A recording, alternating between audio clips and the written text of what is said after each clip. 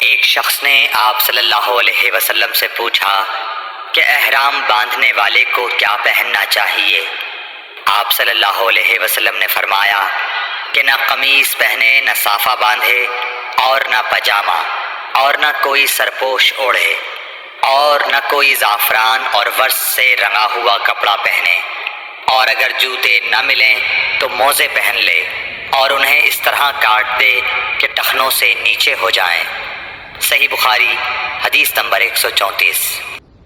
رسول اللہ صلی اللہ علیہ وسلم نے فرمایا کہ جو شخص حدث کرے اس کی نماز قبول نہیں ہوتی جب تک کہ وہ دوبارہ وضو نہ کر لے۔ حضر موت کے ایک شخص نے پوچھا کہ اے ابو ہریرہ، حدث ہونا کیا ہے؟ آپ نے فرمایا پخانے کے مقام سے نکلنے والی آواز والی یا بے آواز والی ہوا۔ صحیح بخاری حدیث نمبر 135۔ رسول اللہ صلی اللہ علیہ وآلہ وسلم نے فرمایا کہ میری امت کے لوگ وضو کے نشانات کی وجہ سے قیامت کے دن سفید پیشانی اور سفید ہاتھ پاؤں والوں کی شکل میں بلائے جائیں گے، تو تم میں سے جو کوئی اپنی چمک بڑھانا چاہتا ہے تو وہ بڑھا لے، یعنی وضو اچھی طرح کر لے۔ صحیح بخاری حدیث نمبر 136۔ رسول کریم صلی اللہ علیہ وسلم سے شکایت کی گئی کہ ایک شخص ہے جسے یہ خیال ہوتا ہے کہ نماز میں کوئی چیز یعنی ہوا نکلتی معلوم ہوئی ہے۔ آپ صلی اللہ علیہ وسلم نے فرمایا کہ نماز سے نہ پھرے یا نہ مڑے جب تک آواز نہ سنے یا بو نہ پائے۔ صحیح بخاری حدیث نمبر 137۔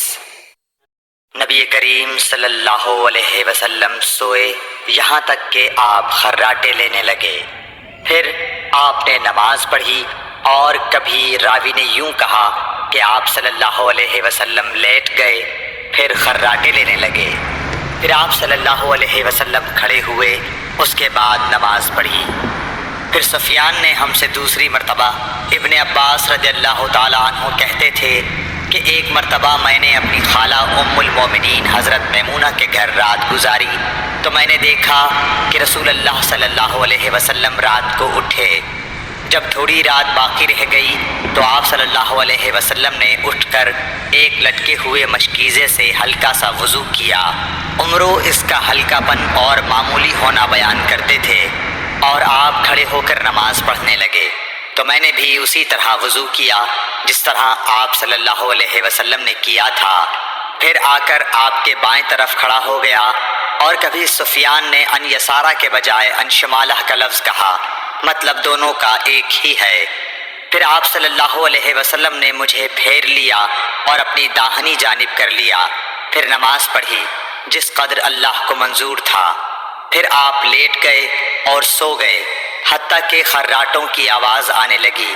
پھر آپ کی خدمت میں مؤذن حاضر ہوا اور اس نے آپ کو نماز کی اطلاع دی۔ آپ صلی اللہ علیہ وسلم اس کے ساتھ نماز کے لیے تشریف لے گئے، پھر آپ نے نماز پڑھی اور وضو نہیں کیا۔ سفیان کہتے ہیں کہ ہم نے عمروں سے کہا کچھ لوگ کہتے ہیں کہ رسول اللہ صلی اللہ علیہ وسلم کی آنکھیں سوتی تھیں، دل نہیں سوتا تھا۔ عمروں نے کہا میں نے عبید بن عمیر سے سنا، وہ کہتے تھے کہ انبیاء علیہ السلام کے خواب بھی وہی ہوتے ہیں۔ پھر قرآن کی یہ آیت پڑھی، میں خواب میں دیکھتا ہوں کہ میں تجھے ذبح کر رہا ہوں۔ صحیح بخاری حدیث نمبر 138۔ رسول اللہ صلی اللہ علیہ وسلم میدان عرفات سے واپس ہوئے، جب گھاٹی میں پہنچے تو آپ اتر گئے۔ آپ نے پہلے پیشاب کیا، پھر وضو کیا اور خوب اچھی طرح نہیں کیا۔ تب میں نے کہا یا رسول اللہ نماز کا وقت آ گیا۔ آپ صلی اللہ علیہ وسلم نے فرمایا نماز آگے ہے، یعنی مزدلفہ چل کر پڑھیں گے۔ جب مزدلفہ میں پہنچے تو آپ نے خوب اچھی طرح وضو کیا، پھر جماعت کھڑی کی گئی۔ آپ صلی اللہ علیہ وسلم نے مغرب کی نماز پڑھی، پھر ہر شخص نے اپنے اونٹ کو اپنی جگہ بٹھایا، پھر عشاء کی جماعت کھڑی کی گئی اور آپ نے نماز پڑھی، اور ان دونوں نمازوں کے درمیان کوئی نماز نہیں پڑھی۔ صحیح بخاری حدیث نمبر 139۔ ابن عباس رضی اللہ تعالیٰ عنہ نے وضو کیا تو اپنا چہرہ دھویا، اس طرح کہ پہلے پانی کے ایک چلو سے کلی کی اور ناک میں پانی دیا، پھر پانی کا ایک اور چلو لیا، پھر اس کو اس طرح کیا، یعنی دوسرے ہاتھ کو ملایا، پھر اس سے اپنا چہرہ دھویا، پھر پانی کا دوسرا چلو لیا اور اس سے اپنا داہنا ہاتھ دھویا، پھر پانی کا ایک اور چلو لے کر اس سے اپنا بایاں ہاتھ دھویا، اس کے بعد اپنے سر کا مسح کیا، پھر پانی کا چلو لے کر داہنے پاؤں پر ڈالا اور اسے دھویا، پھر دوسرے چلو سے اپنا پاؤں دھویا یعنی بایاں پاؤں۔ اس کے بعد کہا کہ میں نے رسول اللہ صلی اللہ علیہ وسلم کو اسی طرح وضو کرتے ہوئے دیکھا ہے۔ صحیح بخاری حدیث نمبر 140۔ نبی اکرم صلی اللہ علیہ وآلہ وسلم نے فرمایا، جب تم میں سے کوئی اپنی بیوی سے جمع کرے تو کہے اللہ کے نام کے ساتھ شروع کرتا ہوں، اے اللہ ہمیں شیطان سے بچا اور شیطان کو اس چیز سے دور رکھ جو تو اس جمع کے نتیجے میں ہمیں عطا فرمائے۔ یہ دعا پڑھنے کے بعد جمع کرنے سے میاں بیوی کو جو اولاد ملے گی اسے شیطان نقصان نہیں پہنچا سکتا۔ صحیح بخاری حدیث نمبر 141۔ رسول کریم صلی اللہ علیہ وسلم جب قضاء حاجت کے لیے بیت الخلاء میں داخل ہوتے تو یہ دعا پڑھتے، اے اللہ میں ناپاک جنوں اور ناپاک جنیوں سے تیری پناہ مانگتا ہوں۔ صحیح بخاری حدیث نمبر 142۔ ابن عباس رضی اللہ عنہ سے روایت کرتے ہیں، ابن عباس رضی اللہ تعالیٰ عنہ سے روایت ہے کہ نبی کریم صلی اللہ علیہ وسلم پخانے میں تشریف لے گئے، میں نے پخانے کے قریب آپ کے لیے وضو کا پانی رکھ دیا، باہر نکل کر آپ نے پوچھا یہ کس نے رکھا؟ جب آپ کو بتلایا گیا تو آپ نے میرے لیے دعا کی اور فرمایا، اے اللہ اس کو دین کی سمجھ عطا فرمائیو۔ صحیح بخاری حدیث نمبر 143۔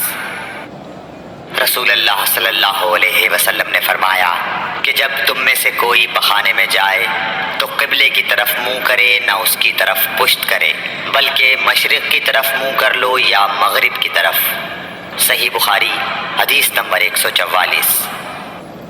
لوگ کہتے تھے کہ جب قضاء حاجت کے لیے بیٹھو تو نہ قبلے کی طرف منہ کرو نہ بیت المقدس کی طرف۔ یہ سن کر عبداللہ بن عمر رضی اللہ تعالیٰ عنہ نے فرمایا کہ ایک دن میں اپنے گھر کی چھت پر چڑھا تو میں نے حضرت صلی اللہ علیہ وسلم کو دیکھا کہ آپ بیت المقدس کی طرف منہ کر کے 2 اینٹوں پر قضاء حاجت کے لیے بیٹھے ہیں۔ پھر عبداللہ بن عمر رضی اللہ عنہ نے واسع سے کہا کہ شاید تم ان لوگوں میں سے ہو جو اپنے چوچڑوں کے بل نماز پڑھتے ہیں۔ تب میں نے کہا اللہ کی قسم میں نہیں جانتا کہ آپ کا مطلب کیا ہے۔ امام مالک رحمۃ اللہ نے کہا کہ عبداللہ بن عمر رضی اللہ تعالیٰ عنہ نے اس سے وہ شخص مراد لیا جو نماز میں زمین سے اونچا نہ رہے، سجدے میں زمین سے چمٹ جائے۔ صحیح بخاری حدیث نمبر 145۔